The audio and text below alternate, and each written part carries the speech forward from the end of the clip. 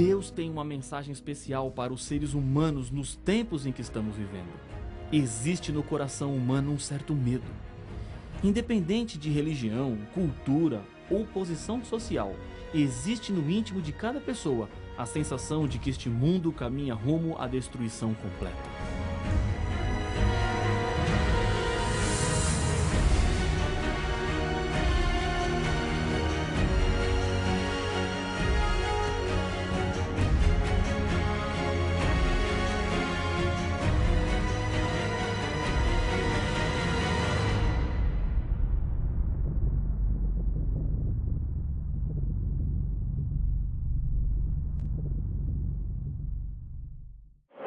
Deus tem uma mensagem especial para os seres humanos nos tempos em que estamos vivendo.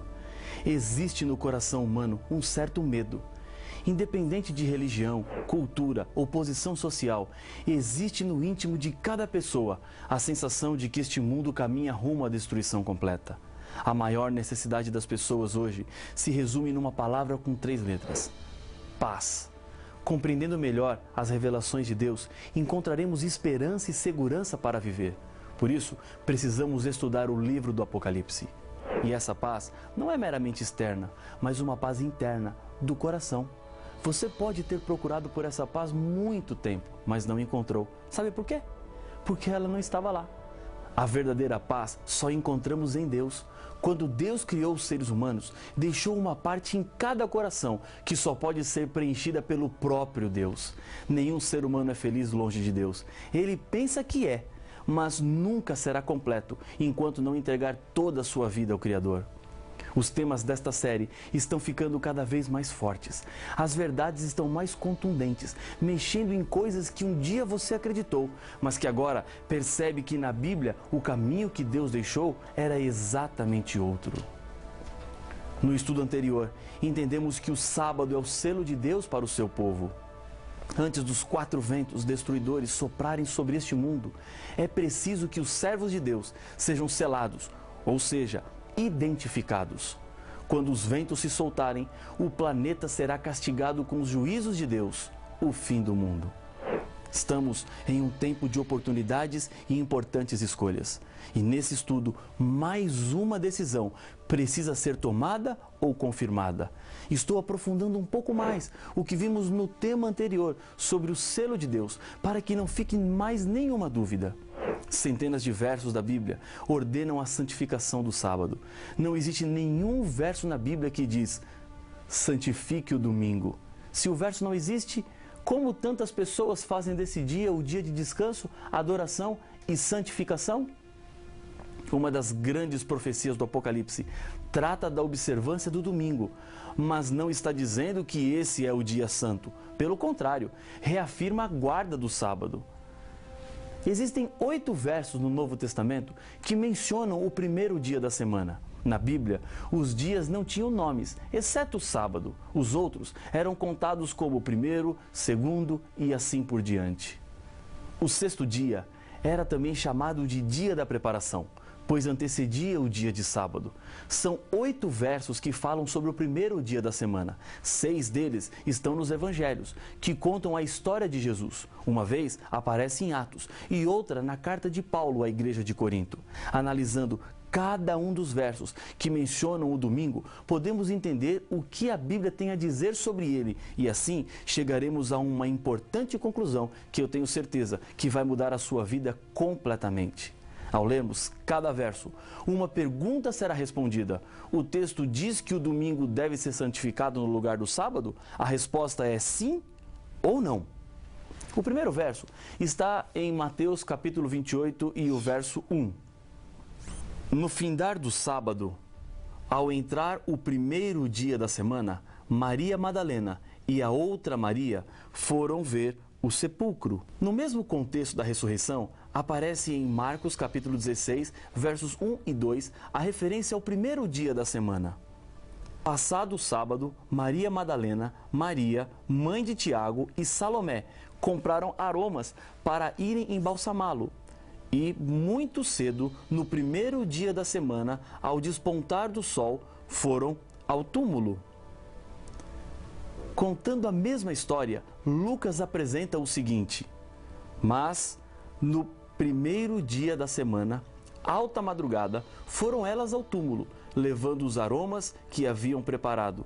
Lucas capítulo 24 e o verso 1. O texto diz que o domingo deve ser santificado no lugar do sábado? Não. Os 3 versos não dão nenhuma ideia de mudança. Estão apenas contando o que é que aconteceu quando o sábado acabou. E o corpo de Jesus ainda não estava preparado para o sepultamento, segundo o costume da época. As mulheres foram até a sepultura e fizeram isso no primeiro dia, pois o que fariam com o corpo de Jesus não era para ser feito no 7º dia, no sábado. O evangelista Lucas não foi discípulo de Jesus. Ele fez apenas uma pesquisa profunda para que as pessoas conhecessem de verdade quem era Jesus. E nesse estudo que fez, ele não encontrou nada dizendo que o domingo era o dia santo. No verso 9 de Marcos capítulo 16, mais uma vez aparece a expressão primeiro dia. Havendo ele ressuscitado de manhã, cedo no primeiro dia da semana, apareceu primeiro a Maria Madalena, da qual expelira 7 demônios. Pelo fato de ter Jesus ressuscitado no primeiro dia, isso não quer dizer que o domingo passou a ser o dia santo. Esse é um argumento que não tem nenhuma base bíblica. Nenhum texto pode ser usado para confirmar esse pensamento. Um idoso evangelista ficou conhecido pelo desafio que fazia ao seu auditório. Nas suas séries de estudo, ele oferecia $5.000 para quem lhe mostrasse um texto ou um estudo bíblico que provasse que o dia de guarda agora era o domingo. Depois de tantos anos ensinando a Bíblia, ele ainda não tinha pago $5.000 para ninguém, pois não há como provar a mudança. Em João, capítulo 20, verso 1, o evangelista confirma a mesma história da ressurreição. Acompanhe a leitura do texto. No primeiro dia da semana, Maria Madalena foi ao sepulcro, de madrugada, sendo ainda escuro, e viu que a pedra estava revolvida. O texto diz que o domingo deve ser santificado no lugar do sábado? Não. Mais uma vez, citar o domingo não faz dele um dia santo. Contar o que aconteceu naquele dia não é uma ordem do Senhor de mudança e nem um mandamento novo. João, capítulo 20, verso 19, mais um texto fala sobre o primeiro dia da semana. Ao cair da tarde daquele dia, o primeiro da semana, trancadas as portas da casa onde estavam os discípulos, com medo dos judeus, veio Jesus, pôs-se no meio deles e disse-lhes: paz seja convosco. No verso 26, a Bíblia não cita o primeiro dia, mas o evento aconteceu neste dia. Tomé ainda não tinha visto Jesus. Passados 8 dias, estavam outra vez ali reunidos os discípulos, e Tomé com eles. Estando as portas trancadas, veio Jesus, pôs-se no meio deles e disse-lhes: paz seja convosco. O objetivo pelo qual os discípulos estavam reunidos não era religioso. Eles estavam trancados com medo dos judeus. Não estavam no primeiro dia comemorando a ressurreição, pois somente creram na ressurreição quando viram Jesus.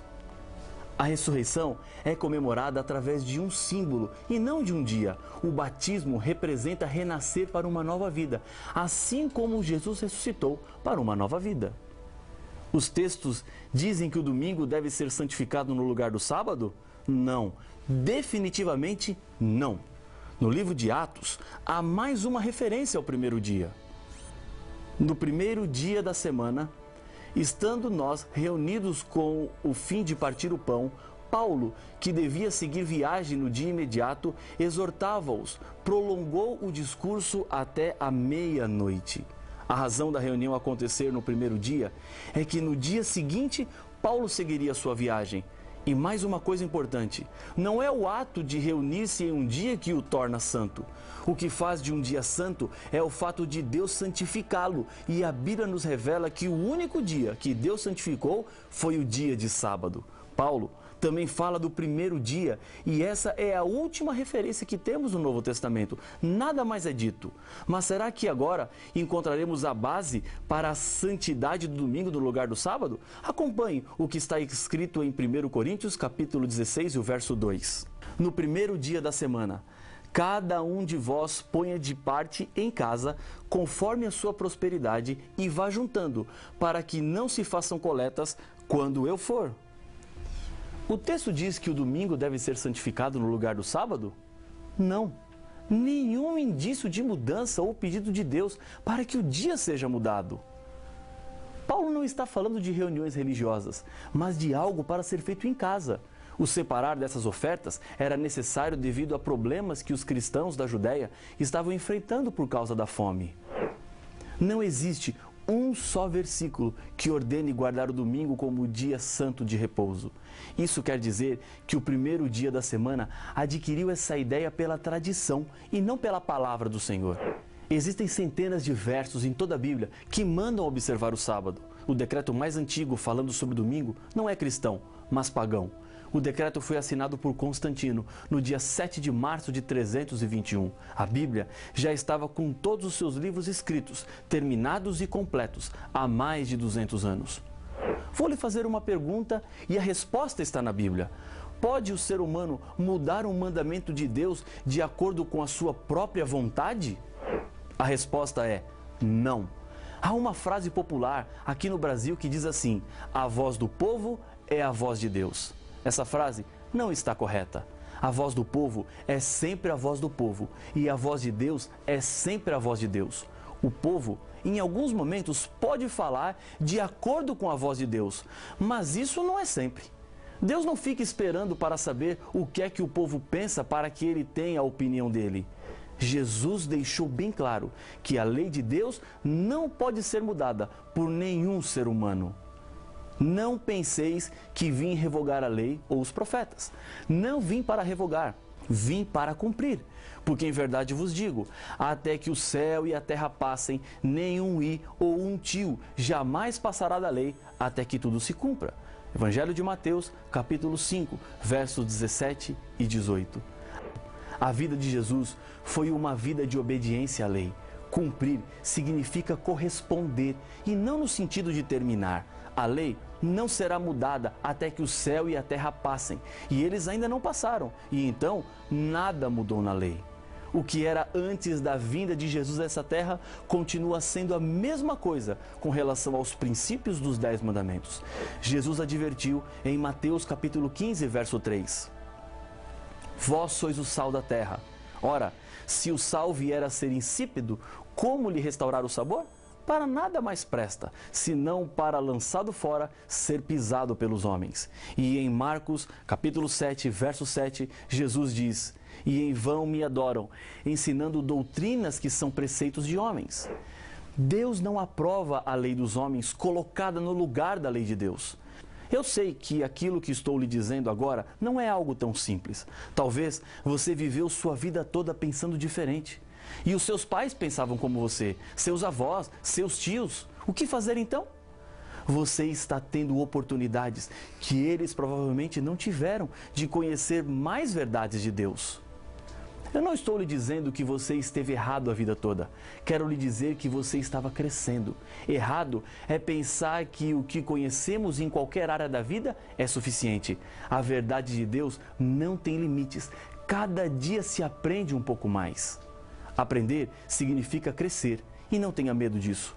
Jesus está abrindo seus olhos e lhe fazendo ver o plano maior de Deus para a sua vida. As tradições humanas precisam ser quebradas se elas não estão de acordo com a vontade de Deus. De um lado fica o coração e do outro a razão. Mas saiba de uma coisa, a lei de Deus é a maior prova do amor de Deus. As leis servem para proteger a sua vida. Deus quer que você seja feliz e por isso Ele coloca regras para a vida e o sábado é uma delas. Algum tempo atrás, um senhor me disse que o dia do Senhor no Apocalipse era o domingo. Não existe nenhum texto que diga isso. E o verso que ele me mostrou foi o de Apocalipse 1:10. Achei-me em espírito no dia do Senhor e ouvi por detrás de mim grande voz como de trombeta. Relembrando a nossa pergunta, o texto diz que o domingo deve ser santificado no lugar do sábado? Não. Mas esse dia também não é o domingo. Os pagãos da época de João tinham em seu calendário semanal o dia do Senhor, Deus, o Sol, que era comemorado sempre no primeiro dia da semana. Os cristãos não adoravam ao Deus Sol, por isso é que João, o autor do Apocalipse, estava preso na ilha de Pátimos, sofrendo perseguições. Por essa razão, o profeta João não concordaria em render homenagem ao Deus Sol e nem observaria um dia de culto pagão. Em Marcos, no capítulo 2, verso 28, está escrito: de sorte que o Filho do Homem é Senhor também do sábado. Os textos não deixam dúvidas. O dia do Senhor é o sábado. Na cidade de Corinto, Paulo trabalhou durante 1 ano e meio fazendo tendas, e a Bíblia nos diz o que Paulo fazia a cada sábado. E posto que eram do mesmo ofício, passou a morar com eles e ali trabalhava, pois a profissão deles era fazer tendas, e todos os sábados discorria na sinagoga, persuadindo tanto judeus como gregos. Atos capítulo 18, versos 3 e 4. Nos 78 sábados que Paulo esteve em Corinto, ele dedicou-se à religião. O fato de que os sábados ele pregava para os gregos demonstrava que ele não fazia para contentar aos judeus apenas, mas sim porque esse era o dia de repouso. O sábado foi estabelecido na criação do mundo. Deus criou tudo em 6 dias e no 7º dia Deus estabeleceu um tempo especial. E esse tempo perdurará por toda a história deste mundo e chegará até a vida perfeita e restaurada que um dia teremos com Jesus na eternidade. Isaías, capítulo 66, versos 22 e 23, apresentam um futuro. Acompanhe a leitura do texto. Porque, como os novos céus e a nova terra que hei de fazer estarão diante de mim, diz o Senhor, assim há de estar a vossa posteridade e o vosso nome. E será que de uma festa da lua nova a outra e de um sábado a outro virá toda a carne a adorar perante mim, diz o Senhor. O sábado será tão eterno quanto a eternidade. Na época da escravidão, um escravo chamado José estava sendo leiloado. Entre o grupo dos compradores havia um homem com um semblante muito bondoso que cobria as ofertas que os outros faziam pelo escravo. Cada vez que alguém aumentava, esse senhor aumentava a sua oferta. José começou a lhe dizer: não desperdice o seu dinheiro, eu não vou trabalhar. O homem não ligava para os comentários de José e continuava aumentando a sua oferta. José continuava insistindo: não vale a pena me comprar, eu não vou trabalhar. Finalmente, ninguém mais se animou a pagar por aquele homem. Mas aquele senhor comprou José. Enquanto seguiu na carruagem para casa, com os braços cruzados, dizia: ainda que me mate, eu não vou trabalhar.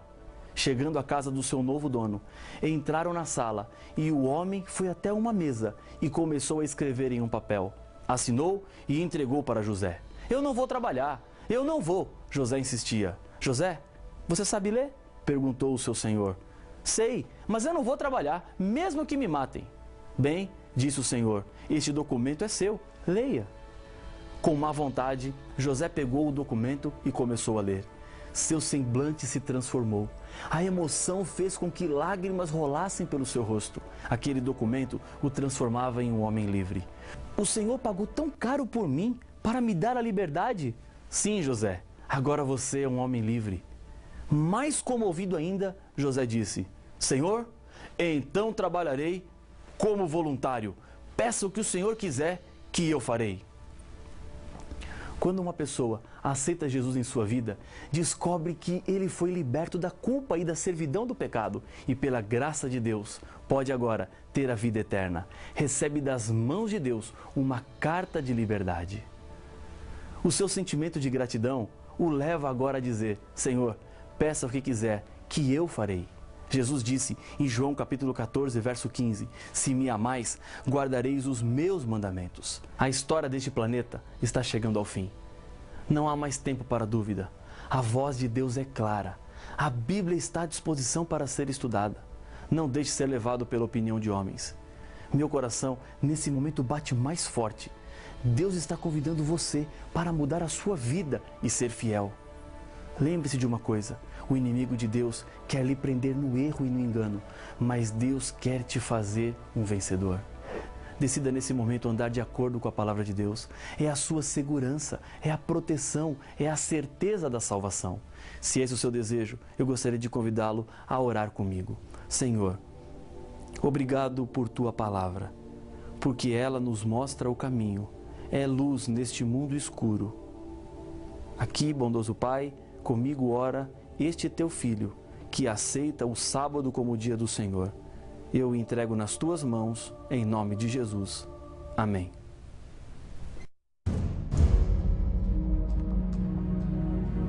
A experiência mais trágica que passamos nesta vida, sem dúvida, é a morte. Os anos se passam, a dor diminui, mas a falta nunca mais será preenchida.